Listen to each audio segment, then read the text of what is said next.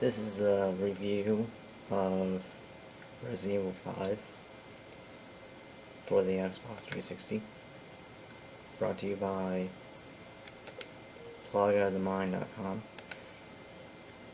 Not to be confused with Plague of the Mind. There's no relation whatsoever. But, anyways, on this menu you have some of your standard stuff. Library just gives details that you gather throughout the game, and I believe trophies and such, files, figures, cutscenes, all that. Options are your standard controls, game settings, audio settings, screen settings. Credits are self-explanatory. Leaderboards are for online play. Records are like how well you do with certain guns and what you've accomplished throughout the game and what levels and all that such shit. Then you play game and you go to continue. If you already have a game played, you go there. Chapter select, yes, the game, like Resident Evil 4, is select, and it's categorized in chapters, which I think is bullshit, because it doesn't feel like a Resident Evil game. It feels more like a movie or something, and it's just not my thing. I like the typewriter thing. But anyway, join game, you can play online with someone. Item management, self-explanatory. Organized by, sell, or upgrade the items you have. Bonus features, you can purchase unlimited ammo, trophies, all that stuff. Special settings, you just change regular game settings with like special things like black and white screen or costumes and all that, infinite ammo. Mercenaries, which we all know what that is. You play the mercenary game either online with other people, split screen with someone who's with you over, playing, and then solo, and then you choose a level. Quite a selection of levels. Then when you choose a level, there's different characters, and each character has a different weapon set, similar to the mercenaries that we all know from all the other Resident Evil games. Extra content is more stuff, like Versus is where you shoot each other as different characters online.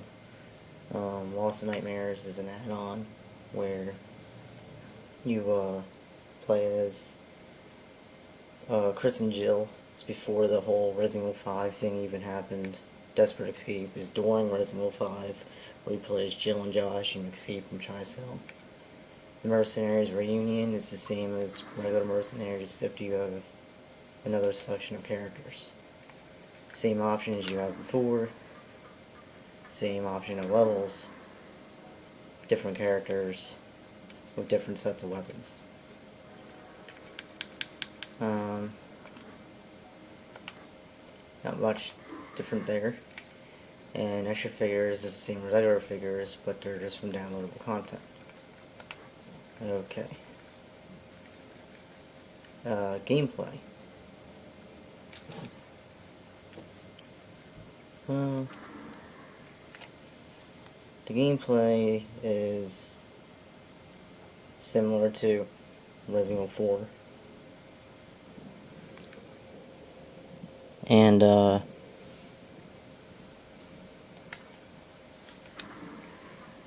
I'll just show you quickly on the mercenaries.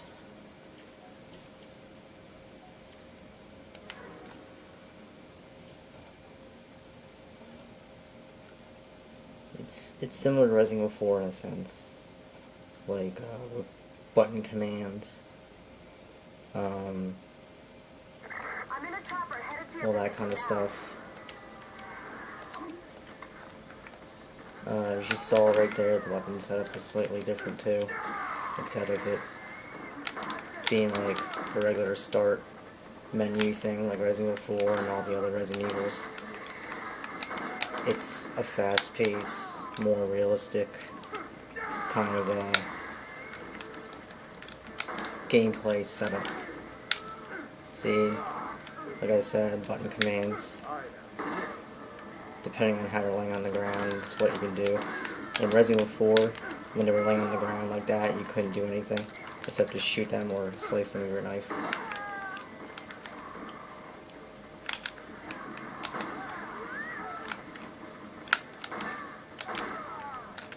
In this one, it's got the Plaga virus, but it's more,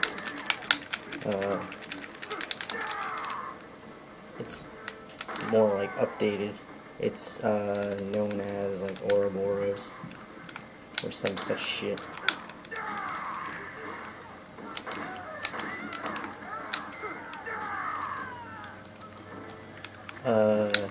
This time around in the Mercs, everyone's got a knife.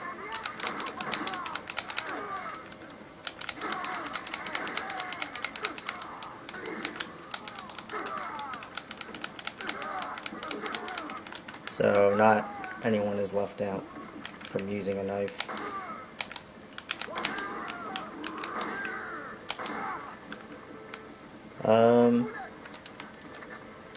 When you play the campaign, you play as two characters, and unlike Resident Evil 4, the other character actually uses a weapon and isn't helpless.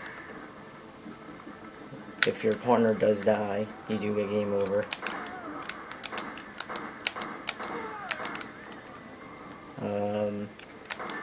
You get combo attacks when it comes to melees on more of the some of the boss fights. If you stun a boss and then run up and hit them, your co-op member or computer member, partner, whichever, can join in and do a combo attack, and you do more damage.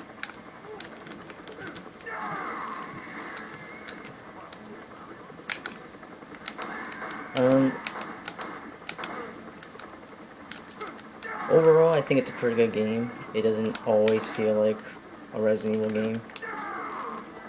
It can have its fearful moments, but I think Resident Evil 4 had more fear to it than this game. This game does bring back some old enemies, though.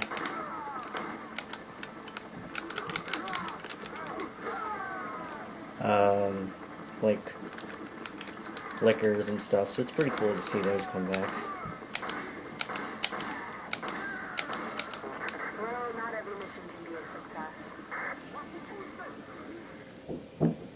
And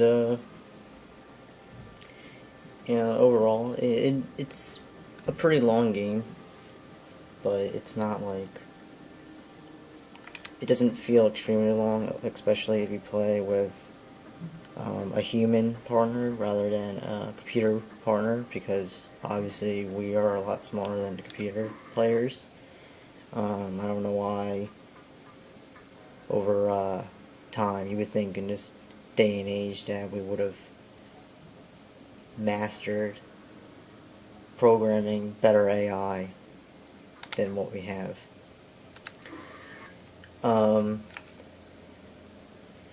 Is it a hard game? Well, it's pretty difficult. It's weird at some points. Like, some of the zombies can use guns. Like, a lot of them are equipped with AK-47s later on throughout the game. And some of them use flash grenades and other grenades, and it becomes really, like, whacked out. And for some reason, some of them use the German stick grenades. I don't know why they use those when the game takes place in Africa. So I don't know how the hell I got all the way in Africa, but whatever. So overall, yeah, I did give the game 4 out of 5 stars. It is a pretty good game, just not what I expected for the Resident Evil franchise. Alright, stay tuned for the campaign play and other details.